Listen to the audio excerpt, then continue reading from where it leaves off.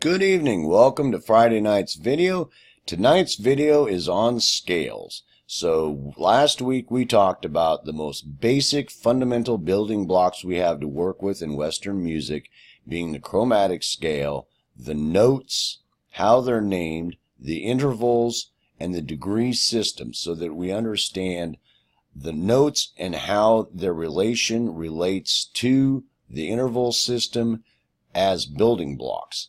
Now, we didn't get really deep into it. We just wanted to understand the basic concept, because we don't want to get lost in deep theory. We want to understand the basic concepts well, so that later on after this short series that we really can address larger concepts and more abstract theory and possibly a little bit of advanced theory, so that we can develop as musicians and as guitarists. But it's the fundamentals that all of that stuff is built upon, and most of the fundamentals are not that complicated and or that difficult to understand, and all musicians at every level should at least understand the basic building blocks of music in the Western theoretical arena. So let's take a look at scales tonight. What we're going to look at is the basic building blocks. At the end of the video, we might talk a little bit about some more advanced scales and some things like that, but for everybody in the group to understand the basic building block that a scale is, how a scale is built using the interval and degree system, and how that relates directly to what a scale is as far as key is concerned, and the notes involved in any key, and the correlation between the two of them. So that's a very simple concept to understand, and we're going to discuss that and show that on the fretboard, so it's very easy to understand. And also we're going to talk about modes a little bit. We're going to discuss a couple of different concepts that modes are in relation to music, and how it relates a little bit differently to guitarists because of the way the fretboard is laid out. So we're going to discuss those two concepts also. So basically, that's what we're going to be talking about tonight, and it's just the basic building blocks that we want to understand so we can move on to the next part of the series, and that's chords and chordal structures. So peace, hope, love. Hang on a minute while we drag out a fretboard so that we can take a look at what scales are and their relation to intervals, key, and the notes on the fretboard. Okay, so first of all, we're going to start out with the C major scale. We talked about that in the last video when we talked about intervals, the degree system, and the chromatic scale. And I explained to you why, because the intervals and the distances based on them is based on the major scale in Western music. So that's where we're going to work from when we're talking about scales. So what we're talking about when we're dealing with a scale is we're going to go back here and we're going to look at the scale by degrees. Now, if you remember when we talked about degrees, that you have the root and the first interval, and I set it up in a pattern, showed you this in a pattern like this. That way this pattern is movable up and down the fretboard any which way. So you've got the first interval, the second interval, the third interval, the fourth interval, the fifth interval, the sixth interval, and the seventh interval, back to the first interval, one octave up. So this scale has 7 tones in it. They've used 7 tones to build the major scale. And they've used the interval system to decree how far away from the first interval each one of those intervals are, using the interval and degree system that we talked about. Now, the concept behind this, if you understand the last video when we talked about intervals and degrees, that the basic concept is just so that you can use different amounts or different amounts of degrees to create a scale.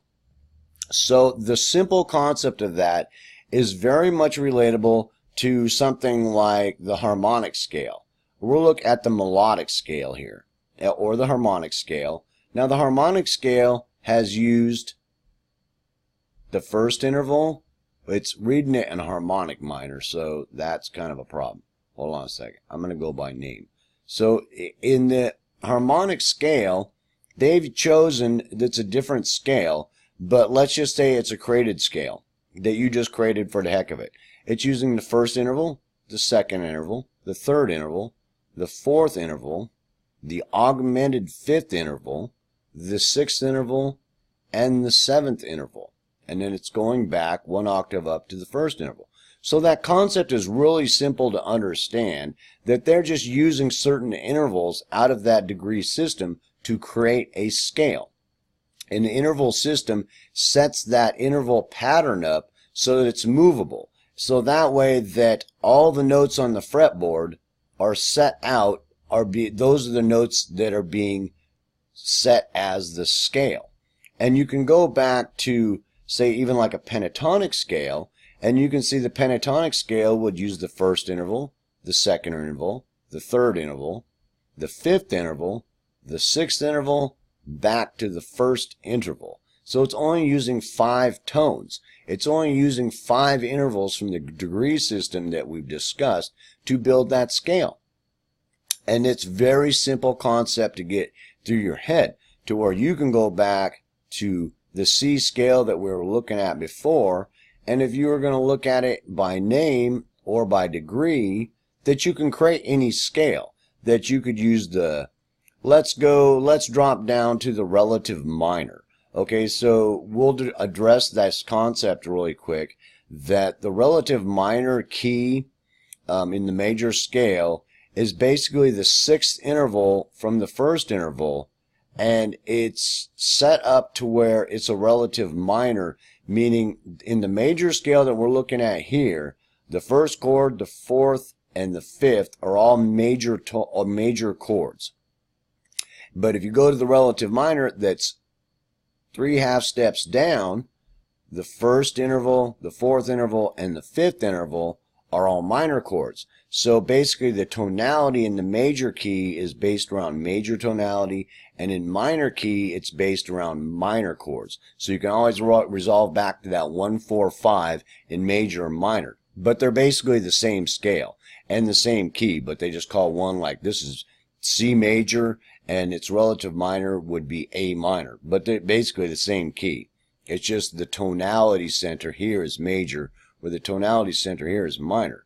And if you look at it, you've got the 6th interval, you've got the second interval, and the third interval that aren't part of the 1, 4, 5 up here. But down here they are in that same 1, 4, 5 pattern, the 6th interval, the second interval, and the third interval that are minor chords. That's a real simple concept to get into your head. But and one easy way to understand a relative minor is 3 half steps down. So if you have the major root here, 1, 2, 3 down is the relative minor, the root of the relative minor, or reverse to the relative major. Does that make sense? That we're not getting into that too much, but we want to look at if this is like A. So if we go to A and we say A minor, so we go to A, Aeolian, and we have A minor. So in this scale, if you look up here, the same intervals are up here, but they're named different because it's using different intervals, but the same notes, right? Okay, so that's simple to understand. But if you start it from down here and you call the scale A minor, you're using the first interval, the second interval, the flat third interval, not the third, the fourth interval, the fifth interval, the flat sixth interval, not the sixth, the flat seventh interval, back to the first interval, and the flat seventh interval rather than the seventh interval. And it's that simple of a concept to understand. And that pattern that goes up these 3 strings, to see that pattern, to really easy be able to relate the scale interval concept and see it on the fretboard like that, is very easy to see that way. So if we go back here to C,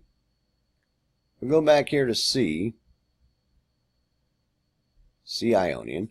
Okay, so now we understand that concept of it could be anything. You could build any kind of scale. You can use all 12 of the tones in the chromatic scale. You could use 8 of them, 9 of them, 10 of them. You could use 3 of them. It doesn't matter. That is the scale.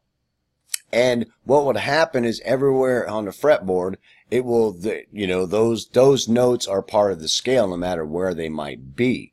So that concept, we can get into a lot of theoretical debate about scales and stuff, but it's the basic concept of what that is, using a set number of the intervals from the interval and degree system to relate what intervals are used for that scale. And it's that simple a concept to get through your head. So keep it that simple in your head. Now, when we talk about key, we're going to talk about the notes by name now, because now we have the C major scale, right? So the understanding of how this relates to key is that, okay, let's say we have this major scale. First interval, second interval, third interval, fourth, fifth, sixth, seventh, back to the first interval 1 octave up, right? And those are the notes that would be in the key of C, placing that scale that's used the interval system to create as the root of C here. All right? That's very simple. These would be the notes that would be in that key.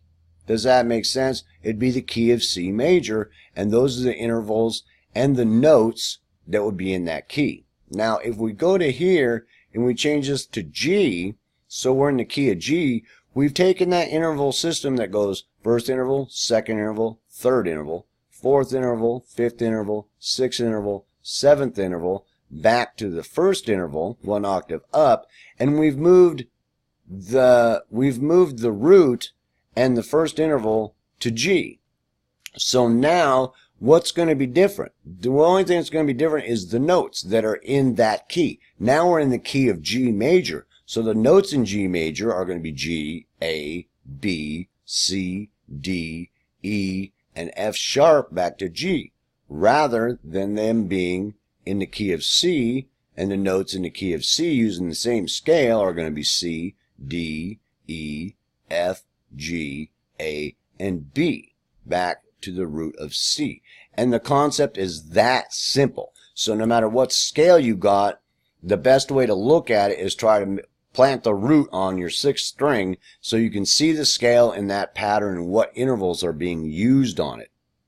And the root normally designates the key. No matter what it's going to be, let's say you created a scale that goes first interval, flat second, second interval, fourth, fifth, or whatever. And you name that scale, Bob's scale, right? So you move that root tone, that scale that you've created, to say A. And so now it's going to be the Bob's scale in the key of A. Does that make sense? Where it would be Bob's scale in the key of C. So that can get a little confusing. So that's why I try the basics stick with the major scale for now. That can get confusing sometimes because you're looking like a harmonic scale or a harmonic minor scale. So what key it is, it's in like G harmonic minor. So what is G harmonic minor? G harmonic minor is the relative minor of the key of A sharp harmonic scale. So you'd have A sharp harmonic scale, but the relative minor would be G, so you'd have the G minor harmonic scale. So I'm not going to get into those concepts too much. That's just kind of confusing the basic fundamental building blocks we're talking about. We'll get into that more of that later. I just want you to understand, now you understand how the scale is built using those 12 chromatic tones, and that sets the intervals that are used for that scale, how the degree system relates directly to the scale system, and what its purpose is. And then you understand how that system directly relates to key, because you move that first interval to some other note, then it becomes that the scale system stays the same there, but the root is a different note. So now you have a different root. That makes it, that we talked about, it's in the key of C or it's the key of G, but it's the same scale. Does that make sense? And we talked about the minor, A minor. So if I said A minor, and that with the intervals that we talked about in A minor, if I move that to C, it's going to be the C minor scale. So you'd be playing in the key of C minor rather than the key of A minor. And it's that simple of a concept. The basic construct is that simple. It's not any more difficult than that. And the basic structure of what that is can get worded strangely when you start dealing with other scales. So you have to, let's take like an example would be, let's go to the augmented scale. So this is the C augmented scale. So its interval pattern, it's using the first interval. So let's look at it by interval, because we're just going to use the augmented scale as an example. It's using the first interval, it's using the flat third interval, it's using the third interval, it's using the fifth interval, it's using the sharp fifth interval or flat sixth, and it's using the seventh interval going back to the first interval. Okay, so now that's the C augmented scale. There's a couple different ways to do the augmented scale, so any of you advanced players, don't pick on me. I'm just giving you an example of how the system works. So now if you take that and you go back to name, you have the C augmented scale, right? So if I change that to G, now you have that same intervals by degree: first, flat third, third, fifth, flat sixth, seventh, and first, but from G. So the concept is real simple. Now you're playing the G augmented scale. And it's that simple. How the scale and interval system is a separate entity or a separate concept that directly relates to key and the notes on the fretboard, because there'll be different notes. That they're two separate systems that correlate to work together to produce what you've just been shown. And the concept is that simple. If I made something not clear, or you didn't understand that basic building block of what a scale is, how it uses the degree system to create a pattern that's movable, that's going to make the key for the scale, and how that directly correlates and relates to key depending on where you move that first interval and the notes that are going to be in that key. So this is now G augmented, the key of G augmented, right? That's basically what it is. It's a G augmented scale, but it would basically work out to the key of G augmented. So that's that simple of a concept to get in your head. Don't make it any more complicated than that, because if you make it more complicated than that, for now, when you get into more advanced theory, there can be some more complicated issues that happen. Don't worry about that right now. I want you to understand that concept, so you understand step by step all the building blocks, the most basic building blocks we have to work with, because you'll understand a lot more of the more advanced theory or abstract theory concepts much better if you really got a good grasp of what's happening there, even if you're just a beginner and an intermediate or advanced player, to really understand what those things are. So with that being said, let's take a break for a minute, and we want to talk about modes. So give me just a second. I'll be right back.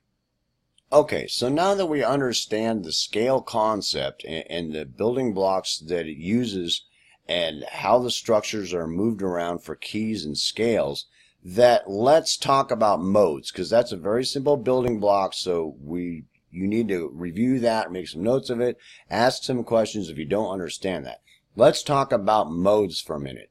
The first concept that modes are is, in prehistoric times, way back when there was dinosaurs roamed the earth, that these people are sitting around inside their castle and got this idea to play in modes.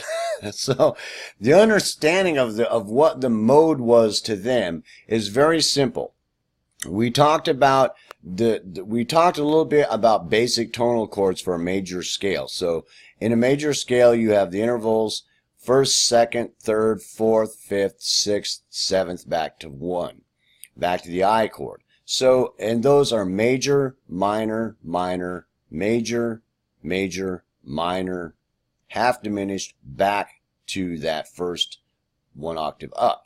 So those are the basic major and minor chords in that key, or in key playing a major scale. So now when you're playing a mode, how it used to be looked at was, let's say I go to the second interval. In the second interval, the basic major and minor relevance is that's going to be D minor. So to play in D minor mode is that the rhythm section is going to be playing some type of revolving riff or structure that keeps resolving back to this D minor chord. It's going to keep coming back to it. It's going to keep coming back to it. It's going to keep coming back to it, resolving back to that D minor. And so will the melody. Whatever melody's going on top of it is going to follow it and resolve back to that D minor. It's going to keep coming back to that D minor. It's going to keep coming back to that D minor. It might wander off a little bit, but it's always going to come back and resolve back to that D minor. Both of them, the rhythm section and the melody section. And that's a very simple concept to get through your head. You might get introduced to that with somebody playing like a D Dorian, which would be the second interval of the C major scale, and it would be the second mode, Dorian. So you have Ionian, you have Dorian, you have Phrygian, you have Lydian, Mixolydian, you have Aeolian, Locrian, and back to the first mode. Those are the 7 modes that are possible. So, but the understanding, we'll talk about that in a minute. The understanding it's resolving back to that D minor and the mode around it.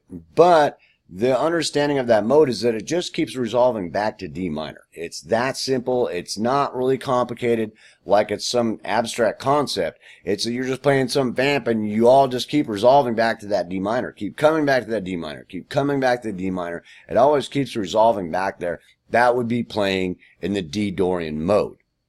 Using it, seeing that D minor as the second interval and that chord of the second interval of the C major scale. And it's that simple. It's not any more complicated than that. So, I mean, it's like, it would be like if I went to E, which would be the Phrygian mode, and I'm playing a minor there. So I would be playing E Phrygian, an E Phrygian mode. So everybody would be playing around that E minor, and it would all just keep resolving back to that E minor, but you would be singing it E Phrygian because you're using the minor chord, the third interval from the key of C. And it's that simple. Don't get it any more complicated in your head than that. That's the first way to look at modes. So let's take a look at modes the way why the guitarists see modes a little bit differently. Guitarists see modes a little bit differently for one reason. Because a keyboard is linear. It's like one guitar string. Whereas a fretboard isn't. It's like 6 guitar strings. So there's different patterns that if you're playing here in the key of C, using these intervals and these notes, you can see them denoted all over the fretboard in different patterns all over the place, correct? It's a very simple concept to get in your head. So a mode, as far as a guitarist is concerned, when it's not talking about the mode concept we talked about a minute ago, is that they're patterns. That way, let's say that I'm messing around down here in the fretboard. Right? So I know where the notes are in that key. So I have some idea where the tonal notes that are used as part of the key are on the fretboard, because I look down here and see, okay, there's F, that's the 4th interval in the key of C, so that's going to be the Lydian mode. So I know that there's a pattern around here that's the Lydian mode that goes up and down the fretboard like that. And those notes, it's not so much in your mind that you remember those notes, it's the pattern. The pattern that's there that it's movable anywhere. You could move this pattern. I'll show you the modes and I'll show you what I mean by they're movable. So the modes themselves are you're going to have the first interval, which is going to be the Ionian mode. You're going to have the second interval from the second interval, I should say, which is going to be the Dorian mode. The third interval, which is going to denote the Phrygian mode. You're going to have the 4th interval, which is going to denote the Lydian mode. You're going to have the 5th interval, which is going to denote the Mixolydian mode. You have the 6th interval, which is going to denote the Aeolian mode. You have the 7th interval, which is going to denote the Locrian mode. It's that simple. Make a note about them. That's the simple concepts happen there. And you can see them starting on the 6th string, where they would start from. And the best way to learn it is to know them from there. Don't get confused about the mode could be starting up here on the 5th string, 4th string. Don't go there yet. Later on, you can confuse the shit out of yourself if you'd like. But for now, just don't. And so the basic concept of this is I normally show beginning and intermediate guitarists there's a few different ways to play modes, but the simplest way to begin with I've found is the best way. So there's some patterns that I'll show. So you can make some snapshots of this with, on at home, or, take a snap on with your camera or whatever, because you have this first mode that's going to be this area here. It's going to be the Ionian Mode starting from the first interval in the key of C. Now, any major scale, so that mode is there. So the understanding of that is you have C, D, E, F, G, A, B, C, D, E, F, G, G again, A, B, C, D, E. Now this area right here is a movable mode. If, let's say, you were playing in the key of G major, this pattern, you would just move the root down to G, and those same notes would be playing in key that you could improvise and play around on. You just got to remember that pattern.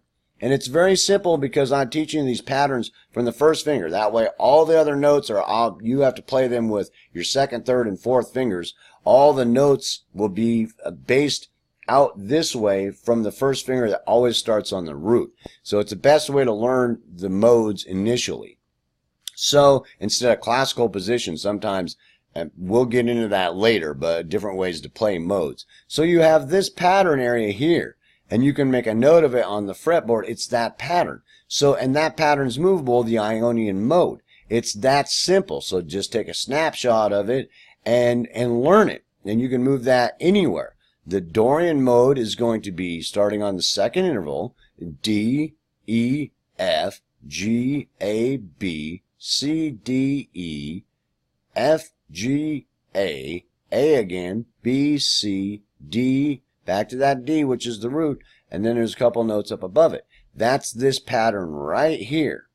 You see this pattern right here? That's that modal pattern.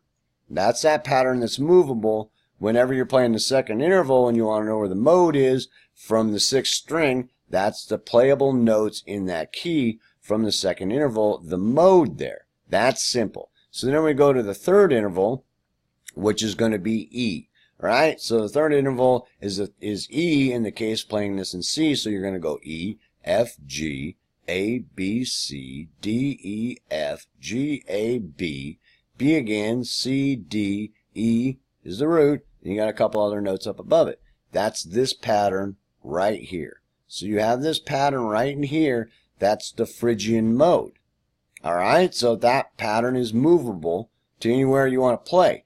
And it's one thing to remember about these modes is you can play this Phrygian Mode over any minor chord. Is basically because the third interval is minor, the second interval is minor, and the first interval is major. So you can play that Aeolian Mode over any major chord. And any one of these other modes, it's designated, the second interval is minor, that Dorian Mode is minor mode, and you can play that over any minor chord.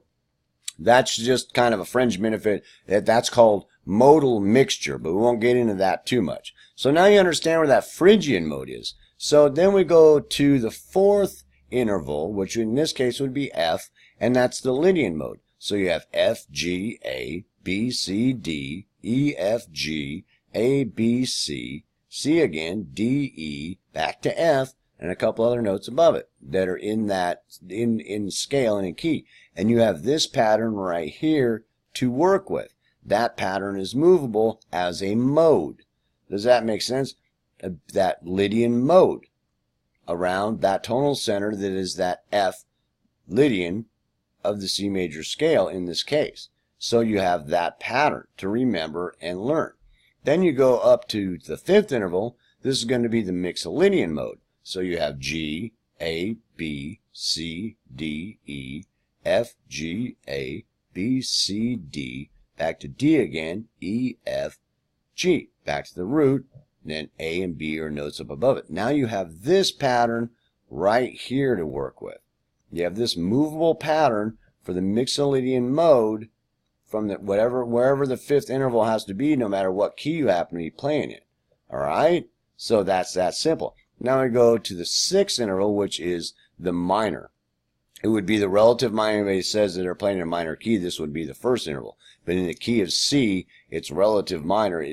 It's seen as the sixth interval unless you see it as playing in A minor. So you have this pattern that's going to be the Aeolian mode, A, B, C, D, E, F, G, A, B, C, D, E, E again, F, G, A, B, and C. You have that tonal where it stops there. We got a couple other notes up there. So that's this pattern right here. And you can see that pattern, take a picture of it or whatever, and memorize that pattern for the Aeolian mode that's around a minor chord. You remember it's being played over a minor chord, and you can play it over any minor chord, right? So there's that simple pattern you have to memorize. Now, you go to the Locrian mode, is the seventh interval, and you have B, C, D, E, F, G, A, B, C, D, E, F, G, A, B, L, back to that F again, G, A, B, C, back to that B, C and D are up above it. This one has one note that's off to the side, that's not right up above. So it's basically this pattern you see right here with this added F into it. That's basically this same note here played here. So it's basically like that. And that's the Locrian mode. That if you're playing in the key of G and you look to the seventh interval from the sixth string, that you go to that seventh interval, start with that first note, and then play that Locrian mode there, and you're playing in key, improvise in key, mess around in key, write in key, whatever. Does that make sense? And those patterns are real simple. Now, with a lot of different other scales, now this really directly relates to playing in minor. So let's go to show you this real quick. We're playing in C major, right? Now its relative minor is A, right? We talked about that. 3.5 steps down, then we're looking at the relative minor root. So let's look at this go to A, since it's basically the same notes, and we're going to go A Ionian, which is the natural minor. Okay, so now you understand that if you're playing an A minor, that it's A minor, not C major. So, but the notes are set up the same. If you can see that basically the whole pattern is the same, but you're dealing with it from A minor. So that's that A minor mode there that we talk about, the Aeolian mode, as the first interval, and how it relates, because it's the same, basically the same key, the C major or A minor, or if I was playing G major or I was playing E minor. They're basically all the same notes, the same key. They're worded different because of the tonal center. You're really trying to focus on minor chords or major chords that we'd already talked about. So that's a very simple concept to get in your head, and it's not that difficult. So we understand the mode system. If you can learn the modes there and those patterns from the major scale, you'll be doing pretty good. There's one other one that we're going to talk about, is the pentatonic scale and the blues that's related to it. And trust me, if you can learn those, you'll be doing really good. And I'll show you why later when we get a little bit more advanced theory and we talk about some other scales and things like that. Because now we're talking about, well, let's get back to modes really quick. That's the concept of modes. So there's 7 modes and patterns that are movable. So if I go, we see in this Ionian mode here, and we're playing in the key of C. And if I choose the key of G, and G is the root, and then we move the, oh, buddy. Hold on. Excuse me, Siri decided we're going to have a little bit of a break. So anyway, we've moved this down to G. So here's this Ionian pattern that I showed you, and that same pattern now is with that tonal center of G right here, but that mode is right there, that pattern that you can just go down there and play those notes for improvising and things like that. One of the more complicated concepts about modes is knowing where your notes are. So it's really important for you to study the fretboard and know where your notes are at on the fretboard, so that when you're dealing with things, you know what note. It's not, sometimes you can just improvise and play around the modes and it sounds fine, you're playing a key. Sometimes you really want to know what note you're getting ready to hit. You know, it might be important, you know, for some type of improvisation or something you're doing. So, and a lot of times it can be. But you can have a lot of fun just knowing those modes. And you can have somebody, if you're playing in the key of C here, and they're jamming around in C, F, and G, da-da-da-da-da, you can play all over the dang fretboard in those modes and have a blast. And you know those 7 modes like the back of your hand. So that's a very simple concept to get through your head. One other thing that I wanted to talk about was the pentatonic scale. We're not going to talk about a lot about the pentatonic scale. I wanted to talk about this mode concept and what that is. There's different ways to play the modes, and depending on what scale you use, what the mode pattern looks like, depending on where finger you start the mode from, that can get complicated. So let's not get into that. Modes, you can visualize the mode however you want, as long as they're played diatonically. I mean, you start with the first, go to the second, go to the third, go to the fourth. You know, you go in order. You don't jump out of order when you go up and down the fretboard. When you go up and down, how you visualize the mode in your own head don't really matter, as long as you're not skipping sequence in that mode and seeing that pattern. And that concept is very simple. So you should understand the mode system, how that relates to the guitar. And the modes can look different with different scales and things like that, because they're trying to create some kind of pattern that's memorizable, if that's a word, so that they can move it anywhere around on the fretboard depending on when the root changes. Does that make sense of the key?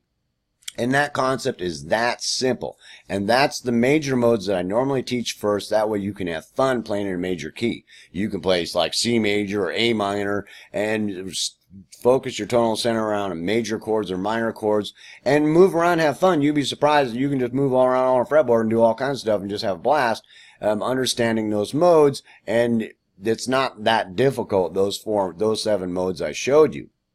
So let's take a break for a second, and we are going to come back in a second, and I'm going to show you the scales that I think that you should learn.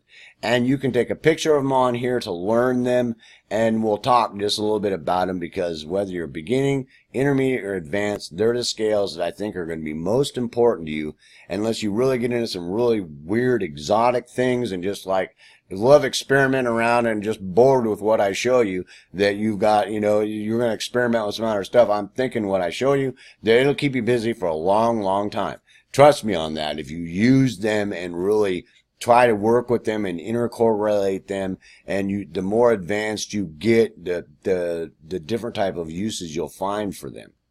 So anyway, that's a very simple concept. Give me just a second, and we are going to look at some other scales, and the ones I think are going to be most important to you as a guitarist in your improvisations and your creations.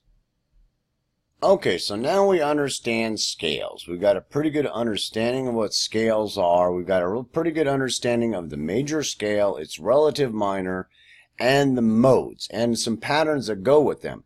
So that I really suggest you focus on them and get that down pat, so you're really comfortable moving around the fretboard and really comfortable with what's going on there. When we start talking about chords and stuff, you'll see why, because most of the other scales we're talking about directly related to them. So anyway, let's talk about some other scales.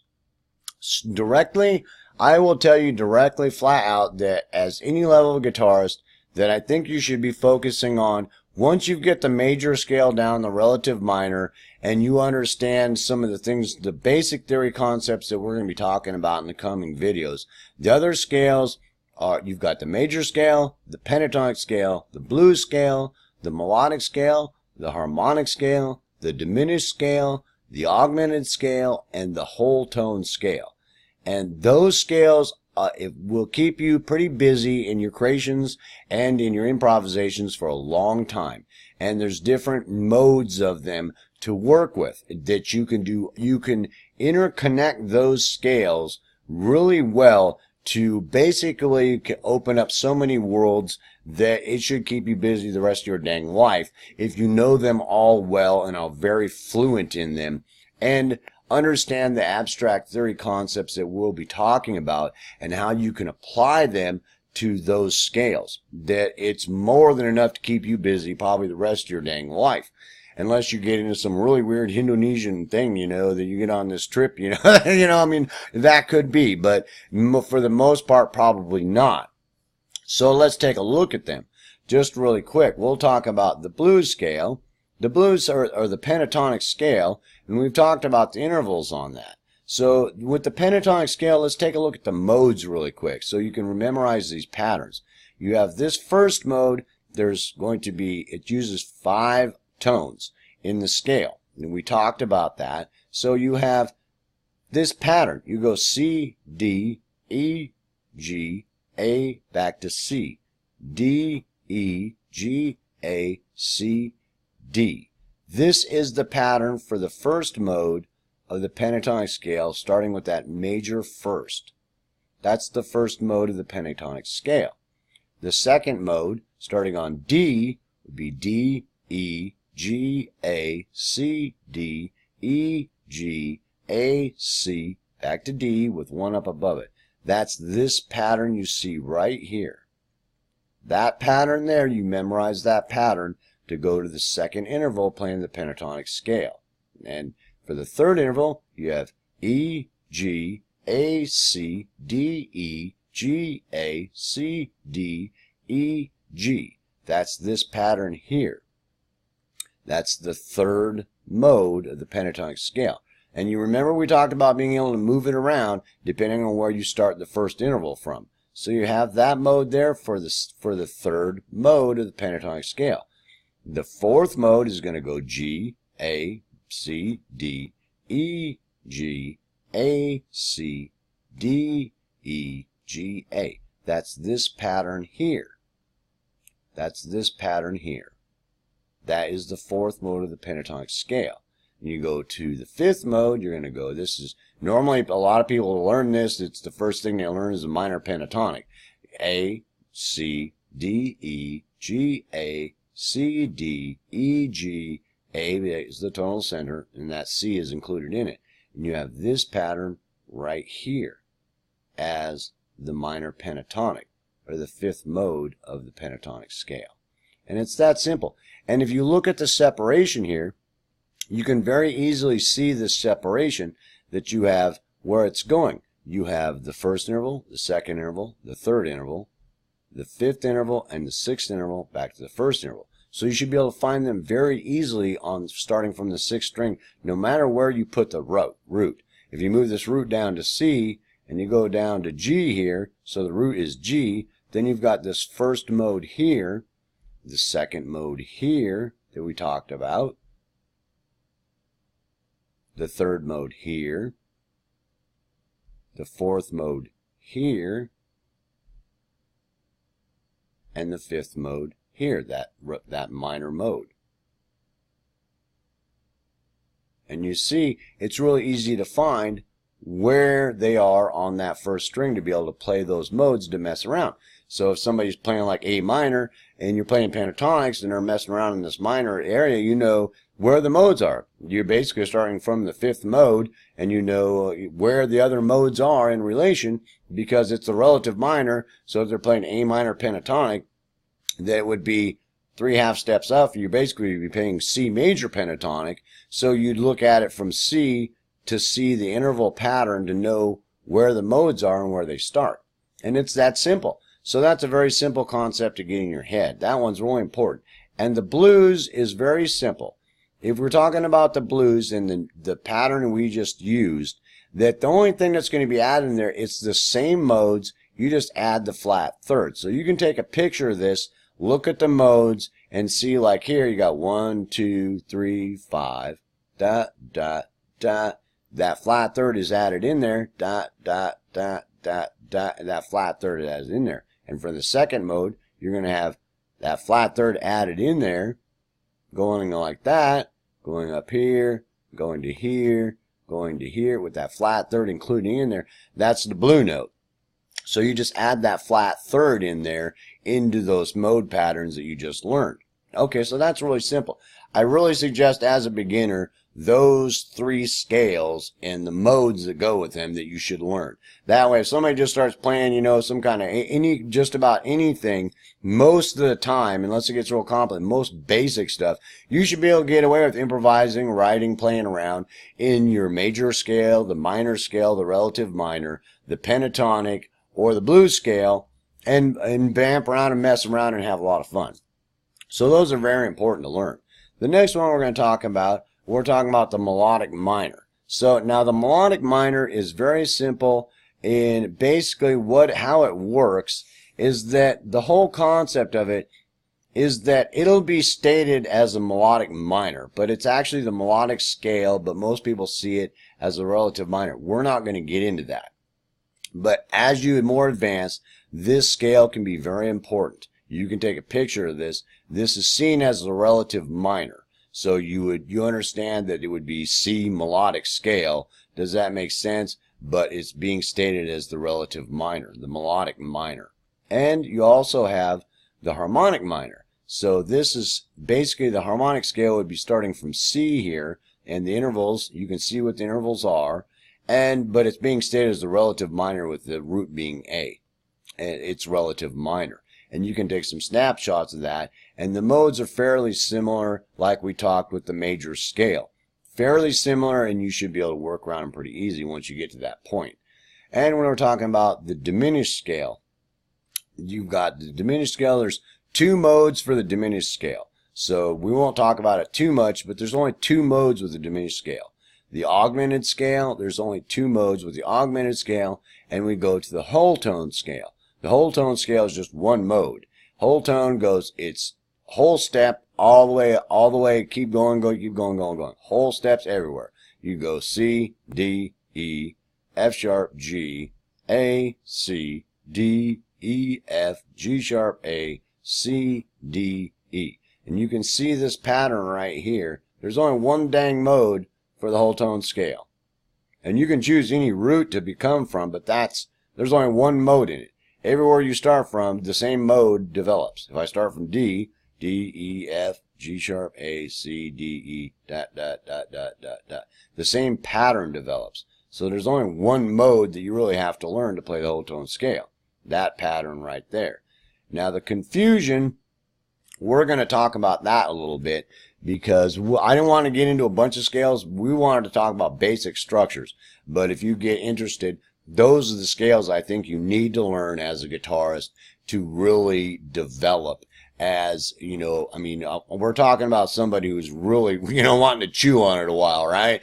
That kind of individual, focus on those. If you got that down, you can create well with those and use them all over the place with the more advanced concepts that we've talked about and that are coming, that you're doing pretty dang good, bro. You end up like Joe Satriani there. No problem at all. You can get like Bach, Beethoven, any of those individuals just with that information right there.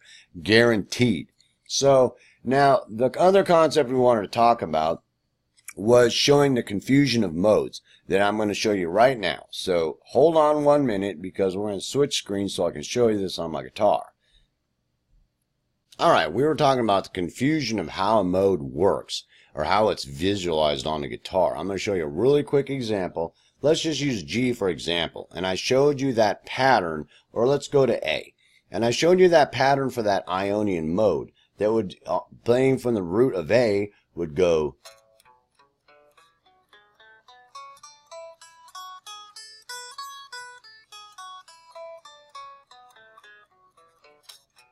Starting that mode with the first finger, okay? Now if I start that mode classical style, I'm basically going to be kind of playing in the Locrian mode that we talked about. I'll start with the second finger here, and that mode's going to go like this.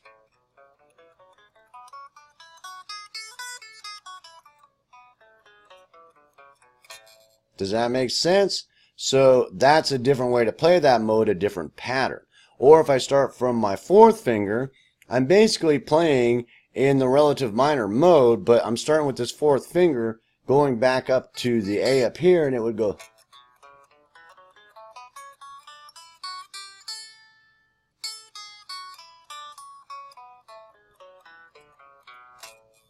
Okay, now you've seen three different ways to basically play that mode. Now, but all of them could be acceptable, and arguable. You could argue about that all day long, whether or not it's best to play a classical position. Place to play it like this. It's arguable what pattern to use. So you get into the, you gotta kind of, the way I showed you to play those modes in the pentatonic scale, the way to play it like that will avoid you a little bit of confusion. As you get into some other scales, there's, like the diminished scale and the augmented scale only have two modes. So, starting from the first finger, there's only two different modes that are going to be, two patterns that are going to develop in there. Whole tone scale only has one mode, and the harmonic scale and the melodic scale each have 7 modes, just like the major scale. There's just a change in interval, because on the harmonic scale, it's just, only thing that's different is it's an augmented fifth rather than a fifth that's in the scale.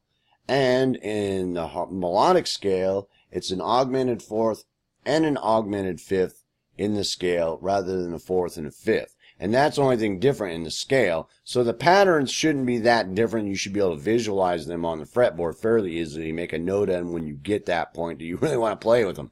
Does that make sense?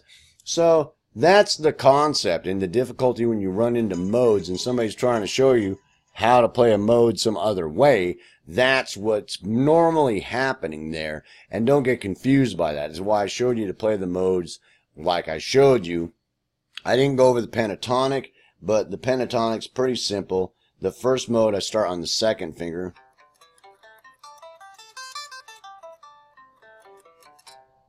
The second mode, I'll play from the first finger.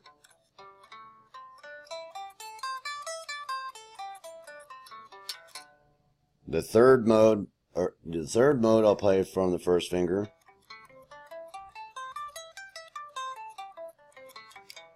The fourth mode, I'll play from the second finger.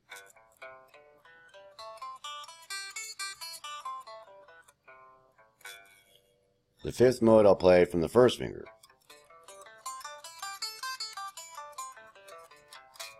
And the blues, adding the blues to that changes a little bit. That I start on with the first finger, because the blues scale is going to go.